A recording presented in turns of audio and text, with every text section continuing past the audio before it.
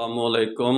Khomeini کا نہیں، Russian federation کا انقلاب تھا۔ جب امام خمینی آئے تو انہی رشین فیڈریشن بڑی دیر سے کمیونسٹ انتظار میں بیٹھے تھے شاہ کے خلاف، یعنی کہ وہ امریکہ کے خلاف تھے اور رشیا نواز پارٹی تھی، تو وہ انتظار میں بیٹھے تھے کہ کوئی مہرہ ملے کہ جس کی وجہ سے ہم انقلاب لائیں، تو خمینی ان کو مل گیا۔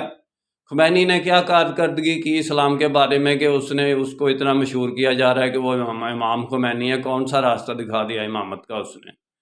تو وہ انقلاب اب ناکام ہو گیا۔ وہی جن لوگوں نے لائے تھے کمیونسٹ پارٹی والے، وہ اب ننگے ہو کے ظاہر ہو گئے ہیں۔ وہ کہتے ہیں بھائی ہمیں نہیں چاہیے اسلام، ہمیں تو پہلے والا ایران چاہیے، ملک فارس چاہیے، تو وہی شاہ چاہیے۔